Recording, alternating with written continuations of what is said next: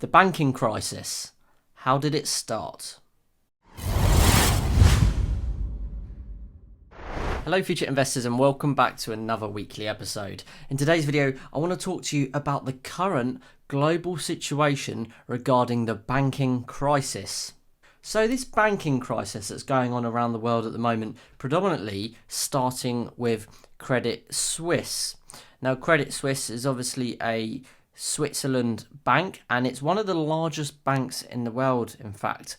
Now it's had some major issues for a little while regarding some of their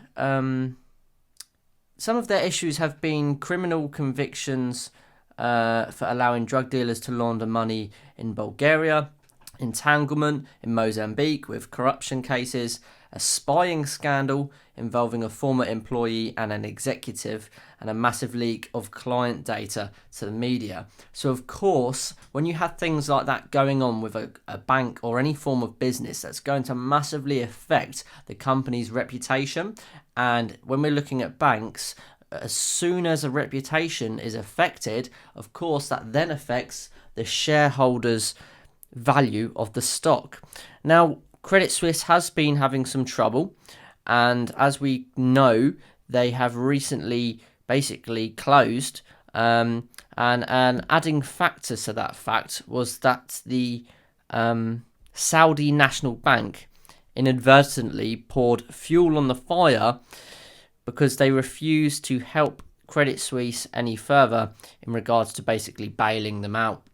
So that was why the news was rife with the Credit Suisse situation, and that has dramatically affected the global market. Of course it has. I mean, banking is what everybody uses, and if you're not an investor or a stacker and you're just your average Joe who doesn't know about maybe precious metals or investing or other forms of saving, those people rely on the banks and the banking systems.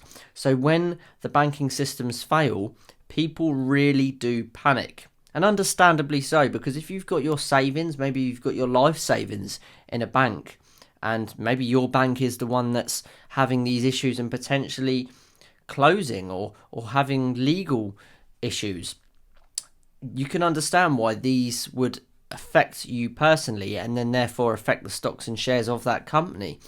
And I mean, when you're talking about precious metals, it's great time for precious metals investors, stackers, and more importantly the bullion dealers, because as we know, when there's a global crisis and when we're talking like more economically, people rush to precious metals because it's one of the safest and best hedges against inflation. And of course, there's huge inflation at the moment, not just from the banking crisis, but with the cost of fuel, the cost of wheat because of the Ukrainian war. Of course, Ukraine is one of the largest suppliers of wheat, and Russia. So when there's a global war on in Central Europe, that has a dramatic effect on things. But then topple into the fact that we've got this banking crisis, it does make you think, what bank is going to go bang next?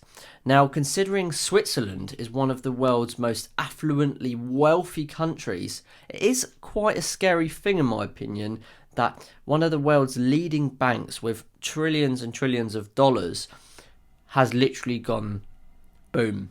And then you think about smaller banks, what could happen to them? And of course, people's money are in these bank accounts. So it's a real difficult time. And obviously, that's had a massive knock-on effect. And essentially what that has done for precious metals regarding gold and silver, it's massively increased the price. I bought a 1 ounce King Charles Britannia coin about a month and a half ago, and I paid around £1,628 for that.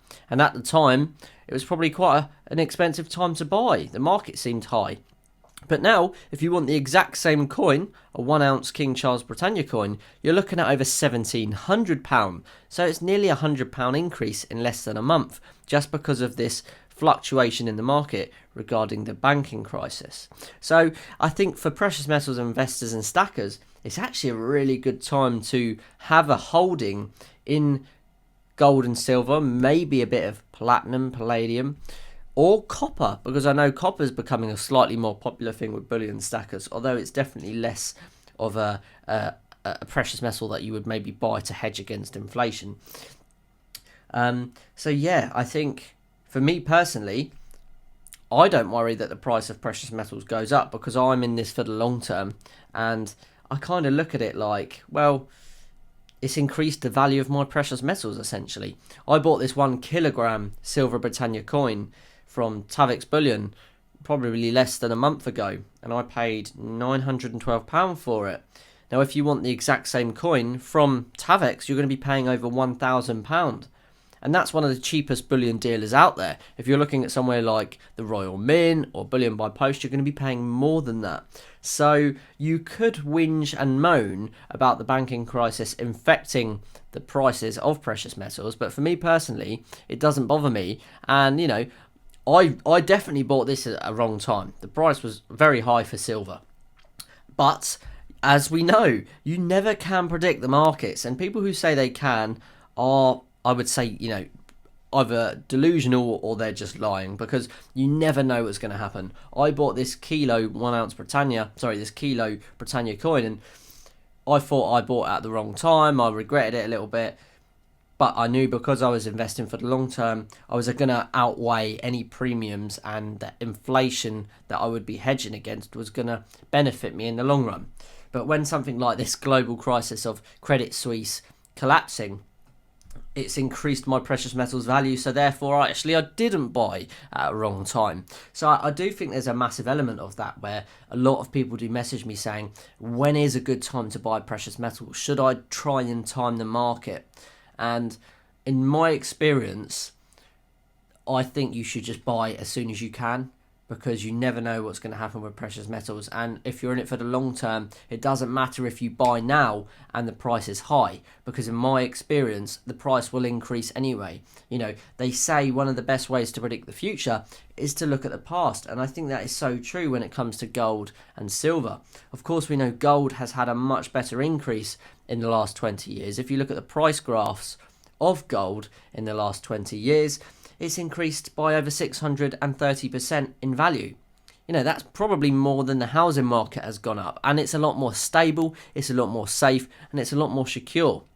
So it's a great time for precious metals, in my opinion. A lot of people might disagree because it's pushing up the prices, and maybe there's some people that were just about to make a big purchase and it's affected their purchase. So I do understand that element of it, but, you know, this is why we buy gold and silver, because it's hedging you against inflation when economic crisis hits.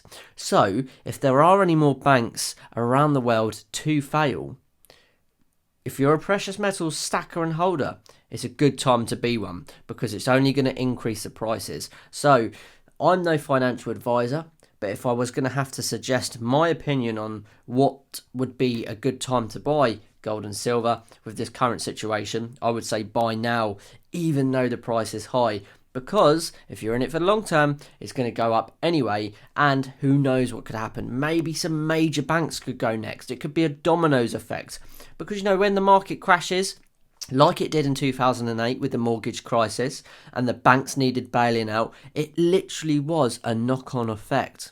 Do you really think it will just be one bank that's going to fail? You know, if the Saudi government and the Saudi National Bank is literally going, no, we're not bailing you out. They're not bailing out Switzerland, a Switzerland leading bank.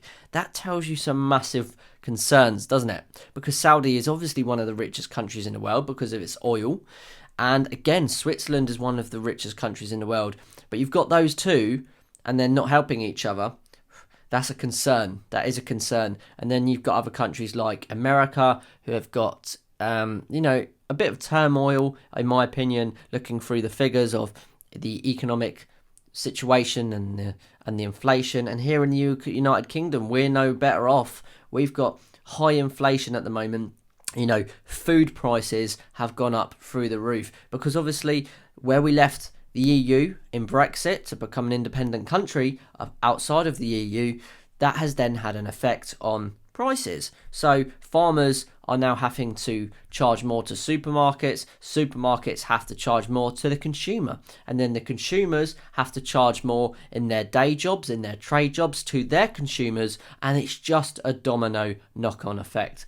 So this is the start of a banking crisis, in my opinion. I think there's going to be more banks to go, but essentially, if you're stacking precious metals such as gold and silver, I think you don't need to worry, because you're already doing the smart thing and trying to protect your wealth. So let me know what you think in the comment section below. It's a very difficult subject with lots of elements to talk about. But thank you very much for watching, and until next time, I will see you in the very next episode. Bye-bye, guys. To watch another episode on future investments, click the link now.